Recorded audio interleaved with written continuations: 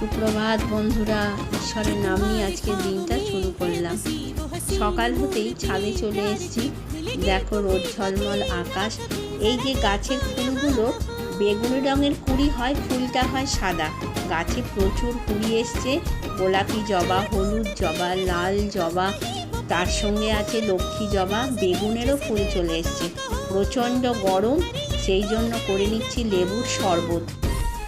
আজ শনিবার থাকায় দুপুরবেলায় নিরামিষ ভাত তরকারি রান্না করেছিলাম, আর রাত্রিরে করে নিলাম ঘরের তৈরি কাসৌরি মেথি দিয়ে আলুর পরোটা। তার সঙ্গে ছিল আলু ভাজা আর ছিল ছোলার তরকারি। রেসিপিটা তোমাদের সঙ্গে শেয়ার করলাম। তোমরা অবশ্যই এই আলুর পরোটা করে বাড়িতে খাবে, আর যদি এটা ভালো লেগে থাকে আমাকে কমেন্ট করে জানাবে। সকলে ভালো থাকবে, সুস্থ থাকবে।